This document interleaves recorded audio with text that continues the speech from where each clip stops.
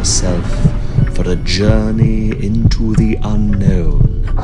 The Haunter's Tale podcast, where every whisper, every shadow is a doorway to fear.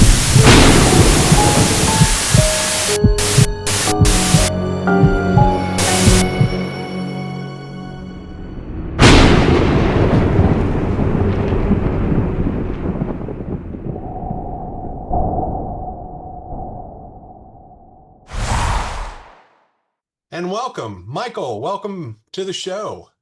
Good to be here. We've known each other for a while now. How many years? I've lost count, to be honest. I mean, I've been in Jacksonville 10 years, and we've known each other before that. So Now, remind me, Michael, you were Terror on Church Street. Tell me about your history with Terror on Church Street. I had just moved to Orlando and discovered the attraction, and got hired. Originally started as an actor, but ended up in a box office and in the gift shop. I was the scariest guy there. I took your money and I kept it. That's great. That's great. Well, to me, I've talked about this before in the books, and I hopefully will talk about it a lot on the podcast and maybe get some other Terror alumni. But Terror on Church Street was probably it spoiled me as a haunter for the rest of my career. It was just something that was like lightning in a bottle. That was half theater, half experience, half spook show, and pretty frightening. And so when were you at Terror on Church Street? I think I started in '95 until they closed. Right. So then that was the building right there on Orange Avenue, right? And Right. No, that's the only Terror on Church Street. Everything else is just an imitation. You're not wrong. So tell me, how did you get hired? Like, what did you know about Terror on Church Street before you came into town, or did you I go? had I had visited it when I came into Orlando on vacation, and loved it. Never thought I would end up working there, but a friend of mine introduced me to the folks who do the photo booth, and then from there I auditioned to be in the actual show. So you were one of the eternal dwellers. Yes, I think I still have my name badge somewhere. Oh, that's great. Yeah, most people don't know, but like David Clevenger, who was the director, and then there was Jack Nieberlin, and then Alan Ostrander handled a lot of the looks for makeup, or at least he would let you have creativity, but he would sign off on it. But Terror on Church Street was this wonderful experience that you know, um, as a designer myself, I've always talked about a throughput or a storyline. Well, it was a collection of different uh, haunted experiences or fearful experiences, but it was under the guise that you were going into an older, almost kind of, I don't want to say Lovecraftian because it wasn't that. More like the eerie comics or something along those lines. Yeah, eerie or creepy, or maybe some of the ECs. Once you were in that, one of the things David did for us is he would call us the Eternal Dwellers, which was a almost kind of a repertory group. We would come in and, um, you never definitely knew who you were playing from night to night. Sometimes it was a surprise, but also if you were really good at a certain role, you found yourself kind of having ownership of that, especially like the Exorcist, possessed girls, or I don't know if you remember, there was a guy by the name of Steele that worked. He might have been gone by the time you were there. I worked there from '92 to '94, I think it was. But he always played Hannibal Lecter. So Okay. so you became part of this repertory theater. And tell me, like, what was your introduction? How did you obviously liked it when you saw it, but then when you came back and you said, I want to work there, what was that like? It was like a dream come true. Probably, and you'll hear any other actor that's worked there say it's probably the best job they've ever had, because not only was it a fun job, it was like a family. And that's so overused today, but it's so true. I learned a lot just from that. I mean, put aside the thrill of being in a haunted house and working in that environment. but learning to be part of a cohesive group that looked out for each other. And it also, I came in from a little bit of a very conservative background, and it kind of revised my perspective. I was kind of afraid of the folks with the tattoos and all that, and I found them to be more real and more compassionate and friendly than a lot of other people I knew. So that was a great takeaway for me. That's interesting. I never really thought about it, but when I was hired, I came from more of a trained background, right? And David Clevenger had met me at the old Mark II dinner theater and invited me. And I came into the audition with a monologue. I think I did a monologue maybe from Poe. I'm trying to remember. It's been so long now, but it was this kind of introduction to this world of really great people that loved horror and loved using their body as a canvas, loved things that were maybe skewed a little bit darker, and I found that my interactions with that particular group they've become some of my best friends, and they're some of the most honorable and authentic people that are out there. And a great foundation, and for me anyhow, jumping into the realm of the haunt world beyond just enjoying the scary movies and doing your own monster makeup at home for Halloween. It was a nice transition. So now, where did you come from before you came to Orlando? I lived in Southeast Florida in Martin County, Stewart, Port St. Lucie, Jensen Beach area, mostly Stewart, Florida. I had the opportunity to work with a couple of grade school haunted houses when I was in middle and high school, and the parades and things like that. But having visited Orlando, that's where I needed to be, and that's where I was for 20 years. So tell me a little bit about growing up. You said you had a little bit of a conservative upbringing, or maybe a more what is traditional, I guess. But A bias almost I had, and I hate myself for having been that way. Just, oh, stay away from me. You're strange, and then totally just melting that away and discovering real people. yeah. So, but as a kid, would you say that that you were into things that sometimes, I was very lucky because my parents were completely open about, my love of horror. But, I did find that sometimes when I went over to friends' houses, there was kind of this odd look about, oh, that's the boy that likes the scary stuff. And, maybe he'll grow out of that. Did you ever have like I never felt like that. Never felt ever like that. I felt? mean, I had the opportunity, I mean, my folks encouraged reading. We could take a comic book to the dinner table when we went out to eat because we were reading, and that was and that opened up a lot of creativity too. But they really encouraged that. I mean, I wish I still had it. One Christmas, I got a monster makeup kit where you use the gelatin and you made the molds and all that fun stuff. So I mean, they supported it. Oh, that's great. Now, so when did you first really kind of get bitten, I like to say, by the bug of horror? What was your gateway into liking this fantastical world of gods and monsters? I was mortified initially by even Thurl Ravencroft singing "The Headless Horseman," which is one of my favorite songs now. Mhm. But then the Scholastic Book Fair came through, and I discovered this little book on how to do monsters yourself, and you could be the person scaring people and doing stuff, and that's really where I first got into it, and it just grew from there. Oh, that's fantastic. I'm very similar. I remember those Scholastic book fairs, and it seemed like that anytime they came around in September, it was like, all right, let me get my ammunition for Halloween, and they had those great books. Just, I wish I still had some of them. Sometimes I scour eBay and I'm like, oh, maybe I'll find one.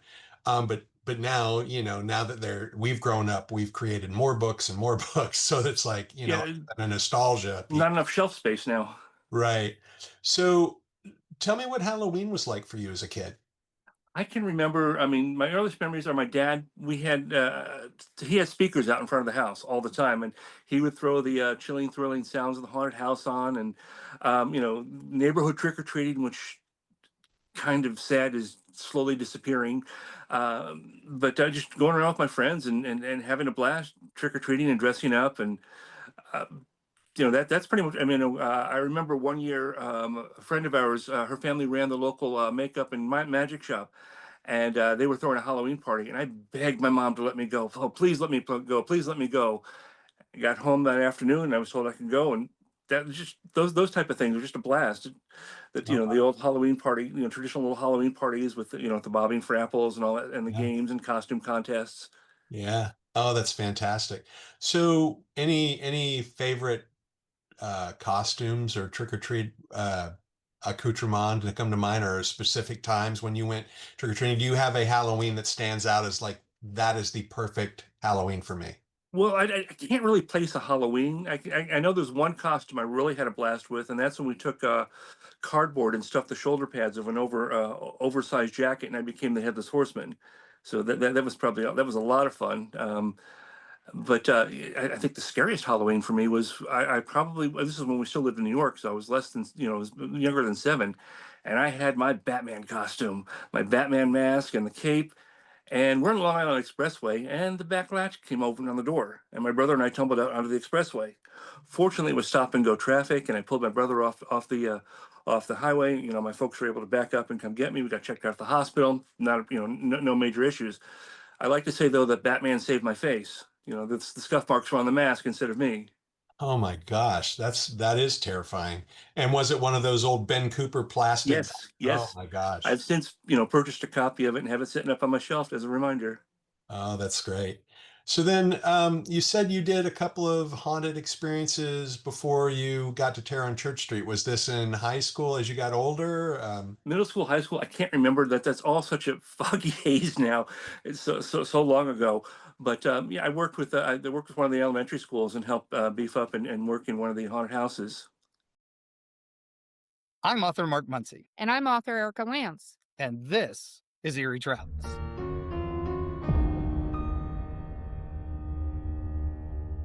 Greetings, travelers. Join us as we travel through folklore, myths, monsters, legends, and dark history. Now, we'll be your guide to the spooky side of reality as we discuss cryptids, paranormal, and all things preternatural. Sometimes we find the truth is way scarier than fiction. We're on twice a week on your favorite podcast platforms, including iTunes, Spotify, Amazon, and YouTube. We have amazing guests from all of the areas of the strange and unusual, including witnesses, investigators, and more. Yeah, with Erica's curiosity and ridiculous array of pop culture and true crime knowledge. And Mark's decades of experience diving into folklore and the legends with the truth that's behind them. So join us, travelers, as we take you to the edge of reality, and we'll see you on the other side.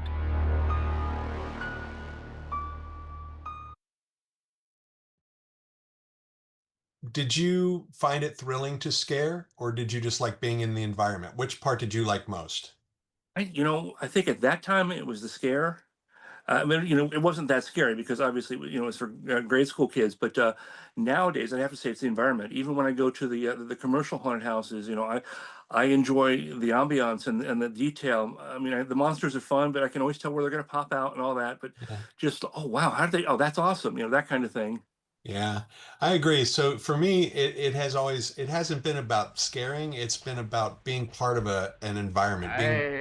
As an actor, if you're in an environment, it's how do I tell the story of this environment? I think that's really what elevates good haunts. I mean, I love a good shock haunt. I mean, they're always going to be great, but the ones that stick with me are the ones where you walked into an experience or a room and the character is there for a reason, and you're able to understand what the trajectory of that story could be, and then it surprises you.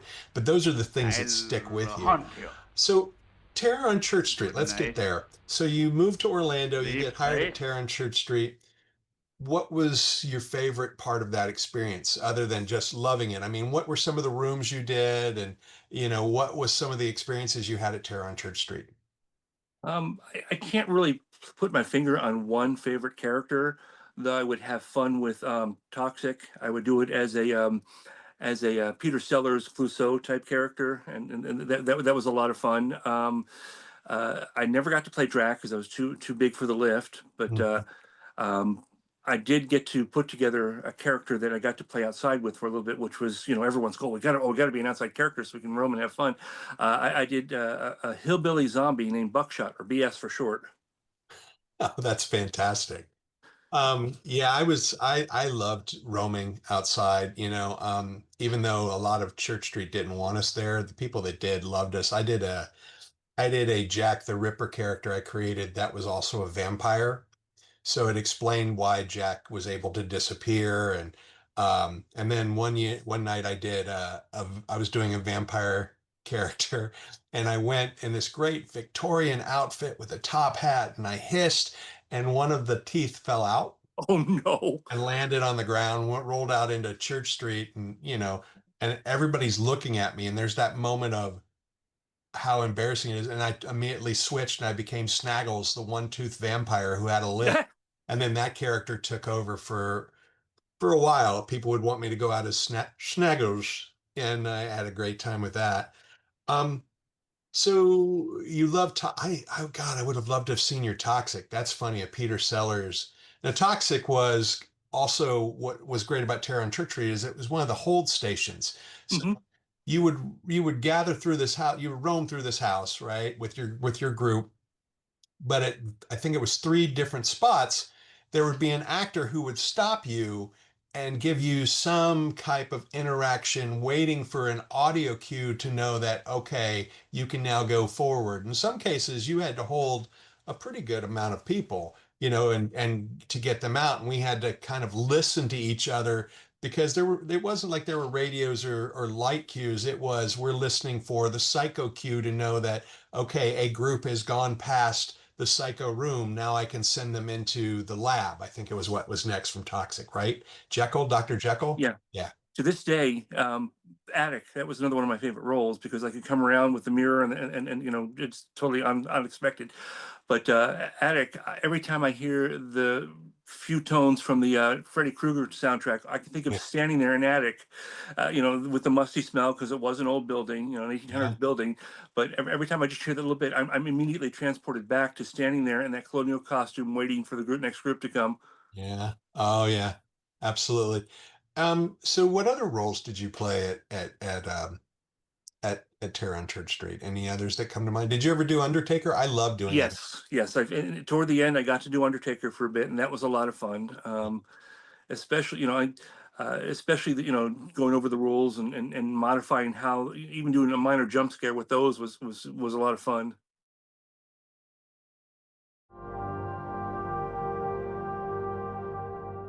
Their names are legendary.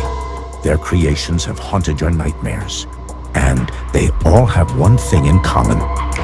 They love monsters.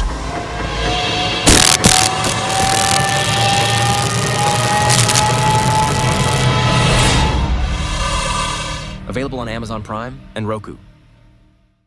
So, question for you: did you ever see so the few people listening to the podcast, there actually was paranormal activity, supernatural things going on at Terror on Church Street. I saw something, I know a lot of people did. Did you ever have any paranormal experience at Terror on Church Street? That was the gateway to that part of my life experience, especially Clown Room. I didn't see anything, but boy, did I feel a presence. I mean, like the hair on the back of your neck standing up. Don't go in there. I would deliberately go around. I would not go through that room unless I absolutely had to. Oh, Um, I worked, what was it, morgue, but I didn't yeah. have any feeling or see anything in morgue. But, Exorcist is right on Clown Room, and, it's nearby, close enough for me to stay over here. Yeah.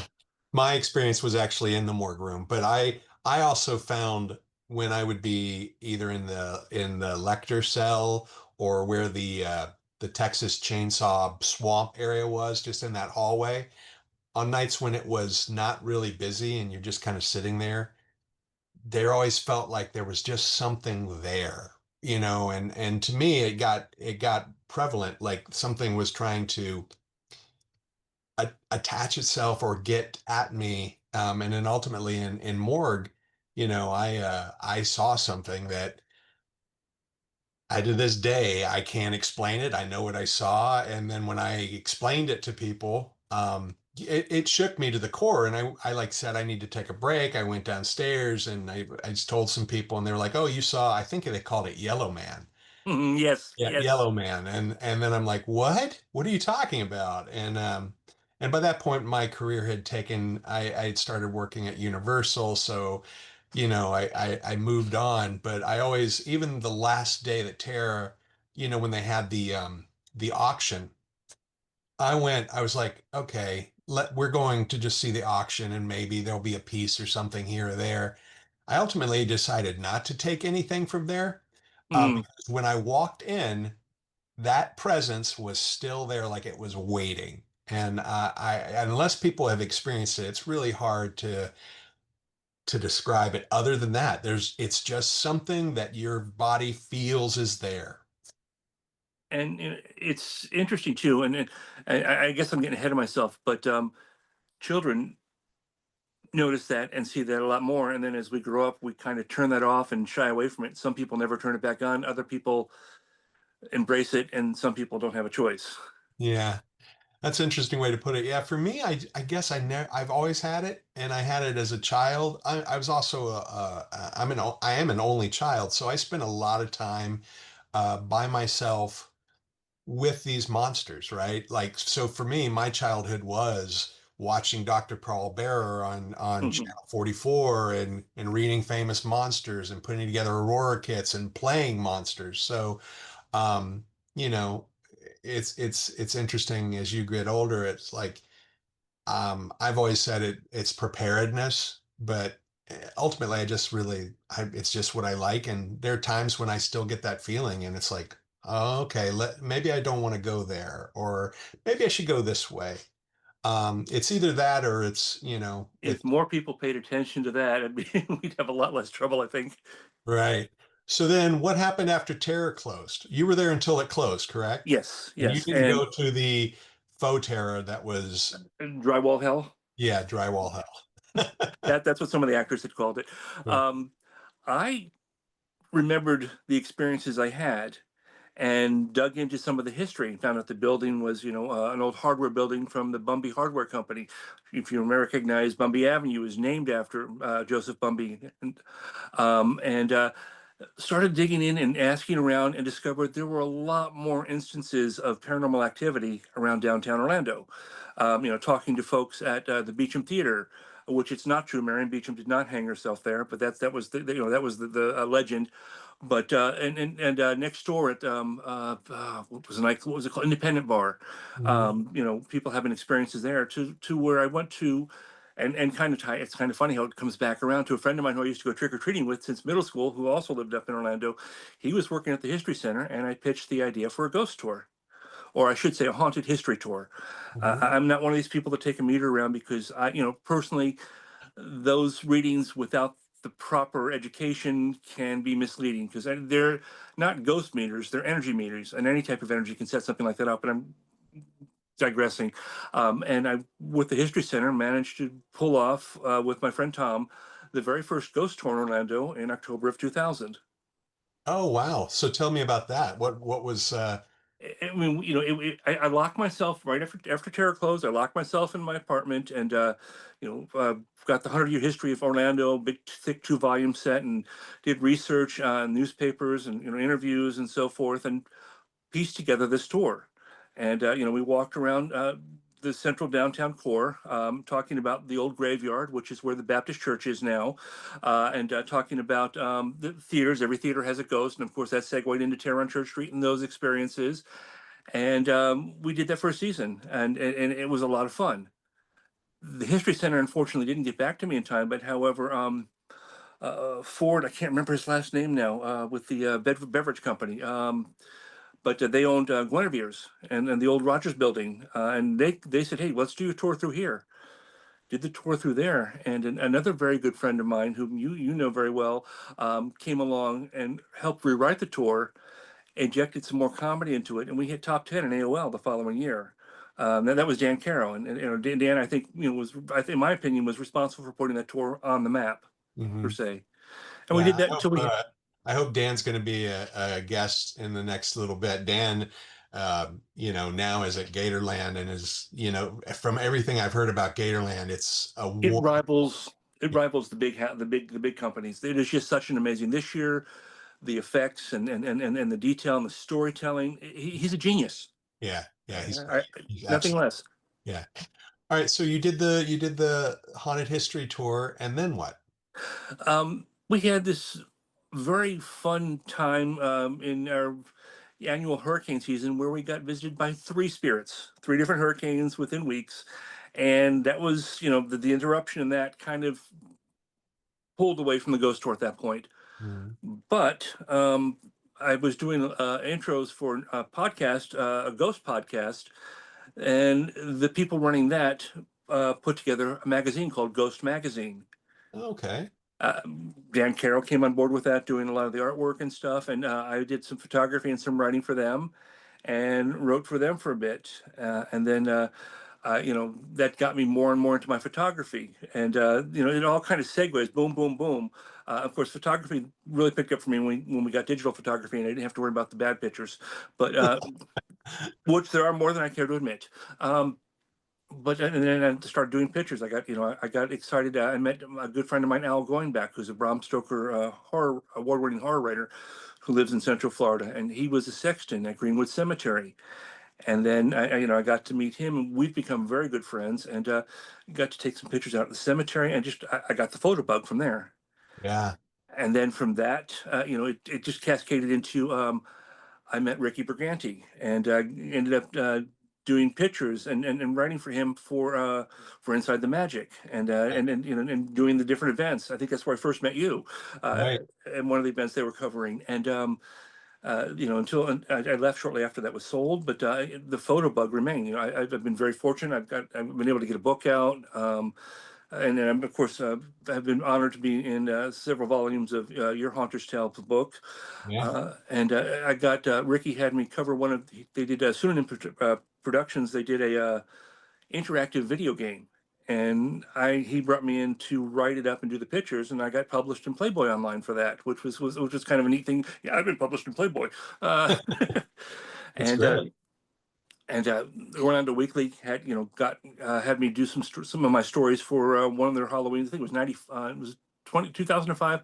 I can't remember the year, but and I actually hit the cover and had some stories in that. And so it's been a lot of fun. But I mean now it's all funneled into my passion for photography, pretty much. Yeah, and you have been very kind being a contributor, and in the near future, I hope to unveil a project that you and I are working on for Hunter's Tale.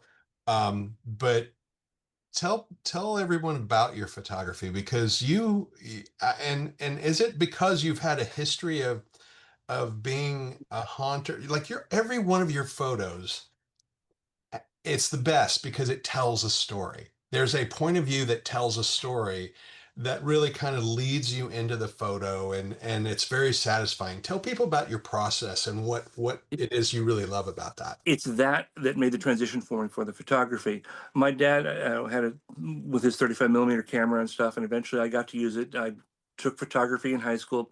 It was neat, it was fun, but it just didn't have the passion for it until I discovered doing the spooky pictures as well, and kind of wanted that to be a niche. I will probably never do a wedding. I've done one, and it's only because it was for a good friend, and more so because it was on Halloween night. Right. But I just love taking the eerie, dark pictures. And in the back of my head, as I started learning this, your picture should tell a story, and that's just it stuck with me, and I try and do it.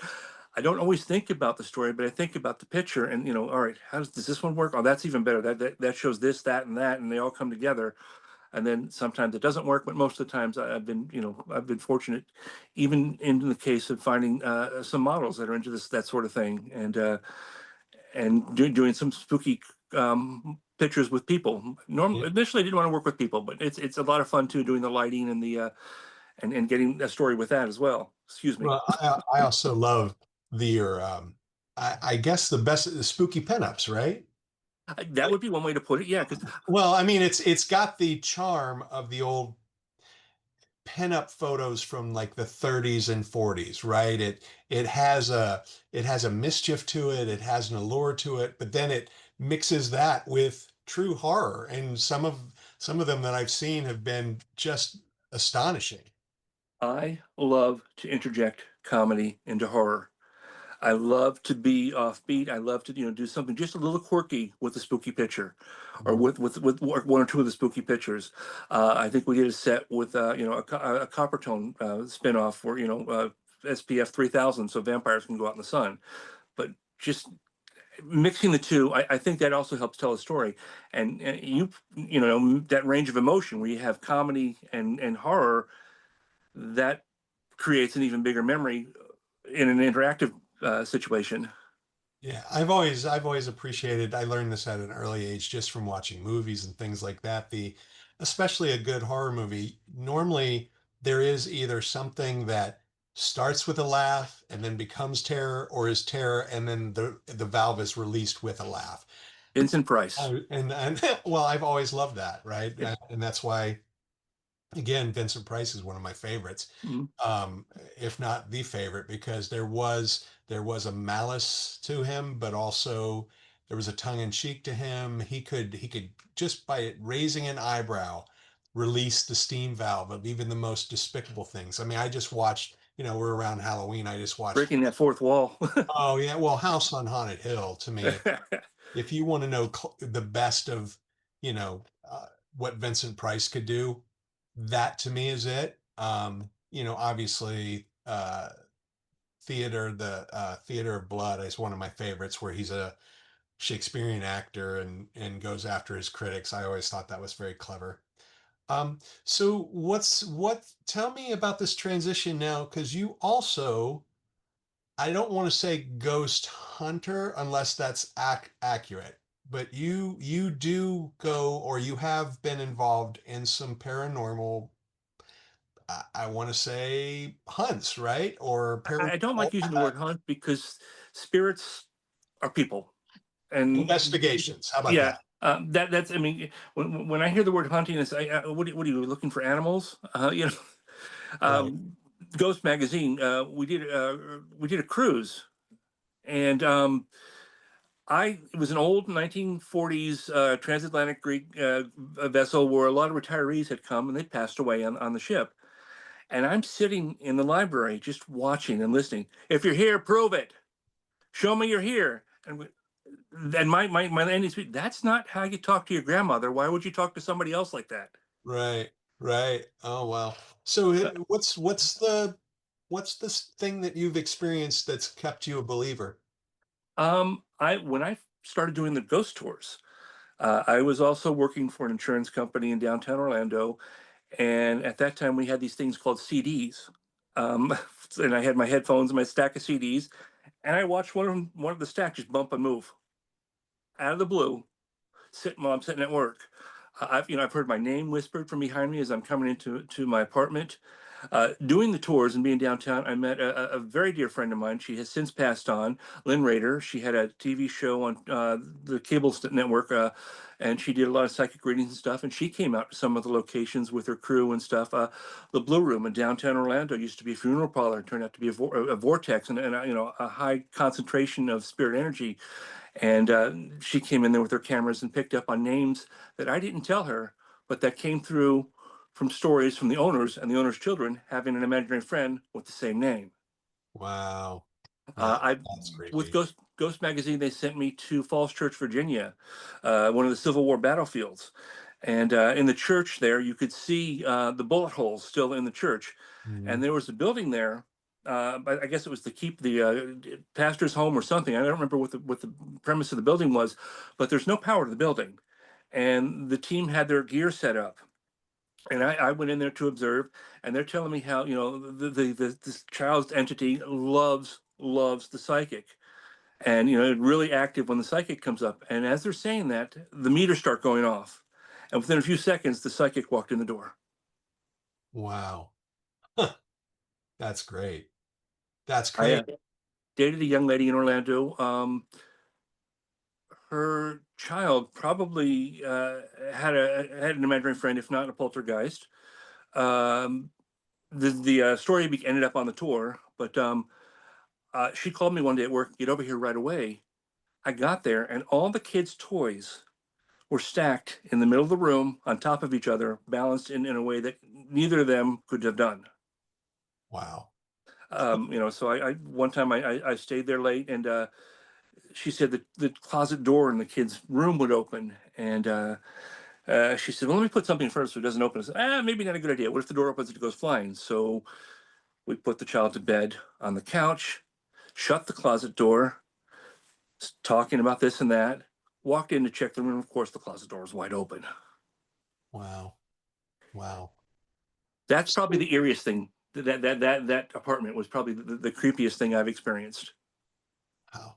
That's great. What you obviously love Halloween, like all of us do. So what is Halloween for you now in 2025? I mean, do you still retain that childlike enthusiasm for Halloween? What is it like as an adult? It's a 24/7 for me. I mean, if you could see the house, the Halloween decorations are up inside the house year round. I took a cue from the Addams Family song "Their House is a Museum," and was inspired by Guillermo del Toro, my favorite director, by his bleak house with all the accoutrement strewn throughout. I'll have to do a photo set for you for that of that sometime. Yeah. But Halloween for me is 24/7. It's always listening. Like today, I was listening to Mannheim Steamroller and creepy music while I'm working.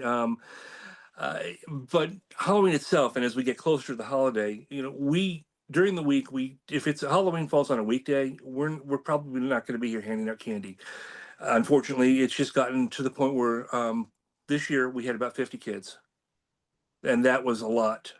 And they were Yeah. very spaced out, between 7 and 9 p.m. They were very, very spaced out in between. But it was a delight. We didn't decorate until the day before, and my wife wanted a pumpkin patch, so we took the dollar pumpkin pails from Walmart, put them in the tree, put the tea lights in that, and put the different pumpkins around, lit it in with different lights, and had a couple fog machines going. And she sat on a bench with a matching skeleton and would just sit there, and I would hand out the candy, and the kids would wonder if she was real, and she'd startle them when she moved or said Happy Halloween. Yeah. So yeah, there's still that joy and delight Yeah. in that, and then putting together stuff for my friends. My friends, a few of my friends love Halloween, so I love gathering different things that go along with that and sharing. Yeah. Well, you and I mean, we believe in the great pumpkin. You Yes, know, yes, um, yes. we believe in the great pumpkin. On Halloween night, he rises from the pumpkin patch. Uh, so what is a perfect Halloween for you? What would be perfect? That's tough because Mhm. it could go in a couple of different directions. I mean, a nice set and lots of trick or treaters, and just pulling in that old nostalgia and fueling that for young ones to remember, and instill, what do you want to plant that seed with them if it's not already there, encourage the growth of it, or being at a really good themed event with the atmosphere and so forth, and just hanging out and enjoying the ambiance. It's a tough call. So Yeah. it's usually every other year that happens. So what are your go-to movies? If you're hosting a Halloween marathon per se, what are your go-to movies? Oh, that's a tough one. Like That's a if you tough were one. if you were a gateway, right? If you let's say you had okay, a drive-in that was open on Halloween night and you knew that there were a group of kids coming and adults coming and you wanted it to be the perfect marathon, you know. I would lean toward uh, Tim Burton. Tim Yeah. Burton with both Nightmare Before Christmas and Sleepy Hollow. I Hmm. mean, one's a little more kid oriented, one's a little bit more adult oriented, but not too heavy. Yeah. Not something that's going to send somebody home with nightmares. Yeah. And then I'd probably have an after hours, marathon of classic horror movies. It's not Halloween without Frankenstein, Dracula, the Wolfman. Yeah. Yeah. I agree. Well, and to me, my favorite's always Abbott and Costello Meet Frankenstein. Then You you know, get them all in one shot. well, and done in a way that's respectful to them, but on a hilarious movie.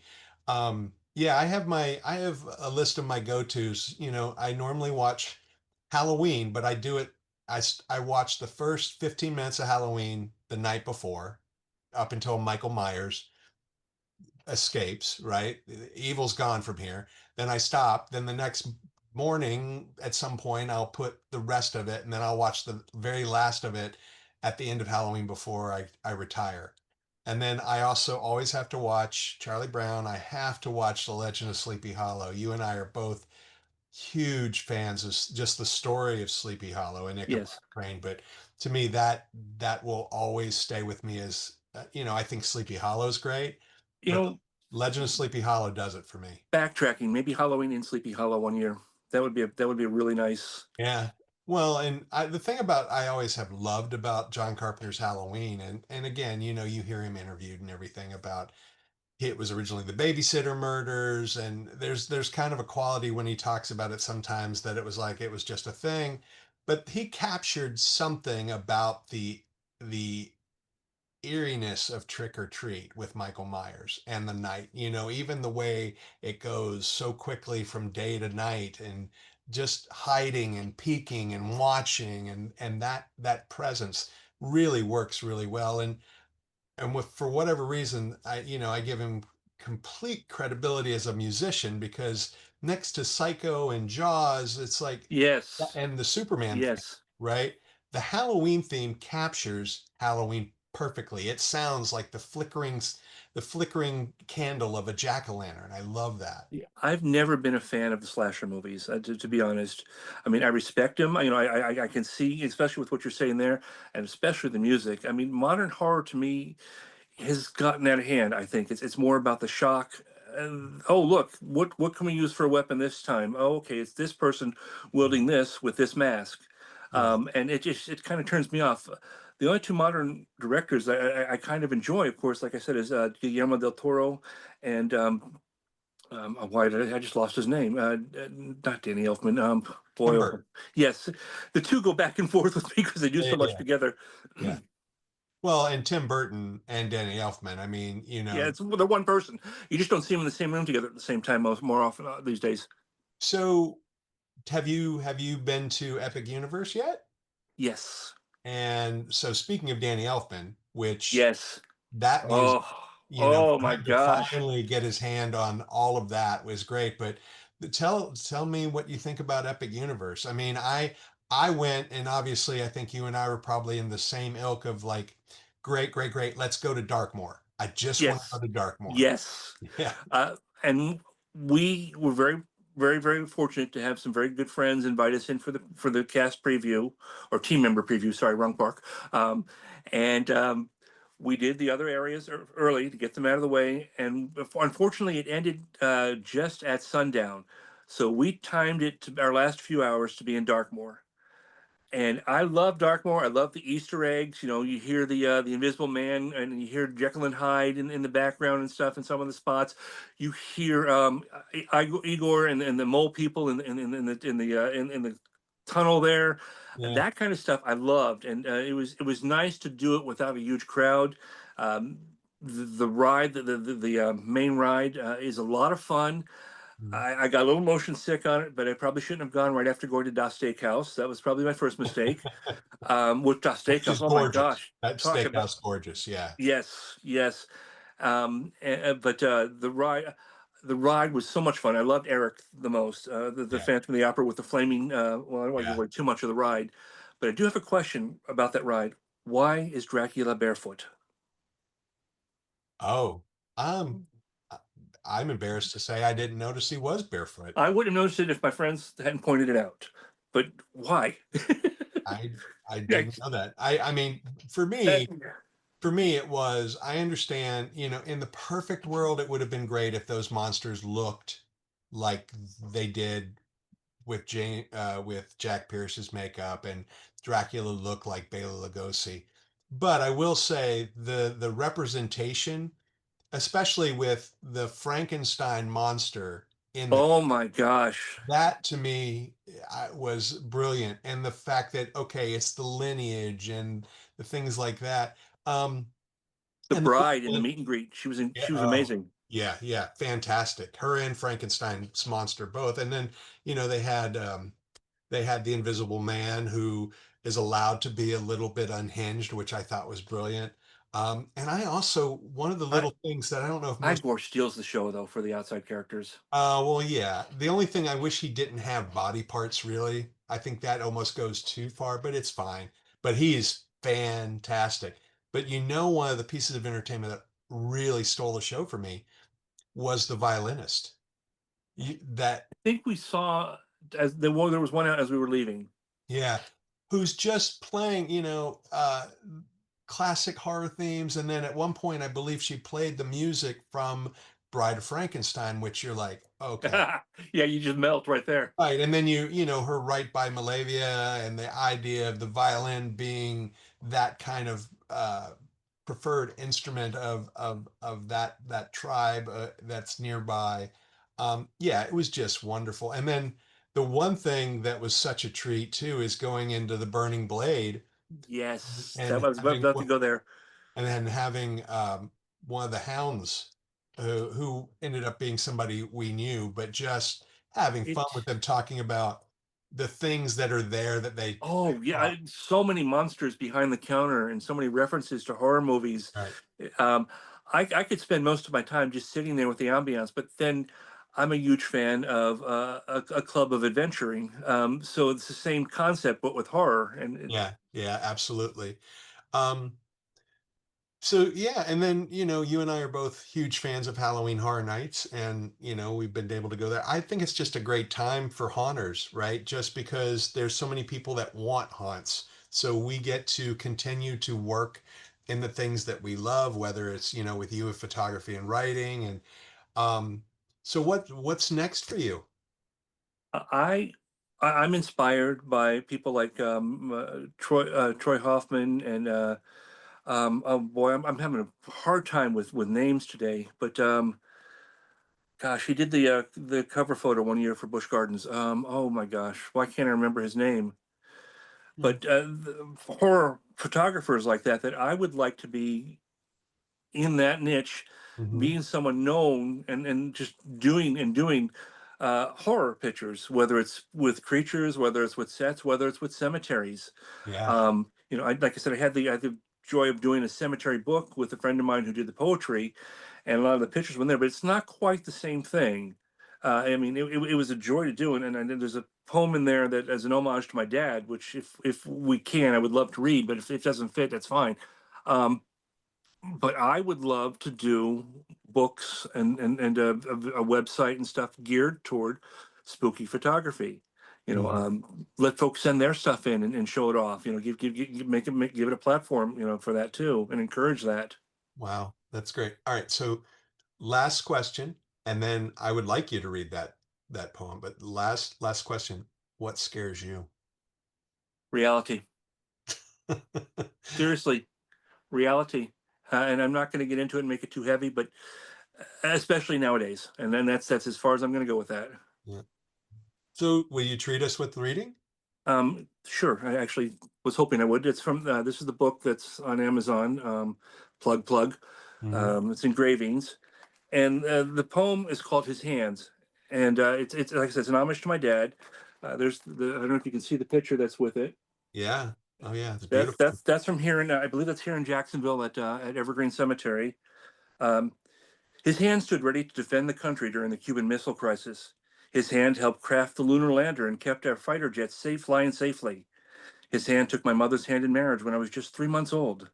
His hand held me as I was his own and ensured I was safe and healthy. His hand showed me how to play. His hand encouraged my creativity and photography. His hand guided mine through homework. His hand taught me how to change the oil and fix a flat tire. His hand stood beside me when I was first married. His hand helped me move when that didn't work out. His hand wavered when he was sick. His hand wavered when she was sick. His hand was holding hers when she passed in hospice. His hand trembled as I sat up overnight to comfort him before surgery. His hand and a smile made us laugh one last time before complications took control. His hand, rough and calloused, appeared mighty yet helpless as it just sat there in hospice. His hand remained in mine, never wavering until his final breath. His hand was always there for me for over half a century, now it's gone. His hand is something I wish I could hold again and just talk forever about nothing and everything. Thank you for sharing that. Well, thank you for letting me share it. That's So tell people where we can find you. I am in the process of working on a new website. So right now, probably Facebook is the only place to find the pictures, and the handle on that page is the Paranormal Paparazzi. Great. The book engravings is on Amazon, and the company that has it has a little bio that points back to the Facebook page. Fantastic. Well, Michael, thank you, and thanks for being a haunter, and thanks for being a friend, and thanks for sharing your talent. Thank you. This has been a lot of fun, and I really enjoyed it.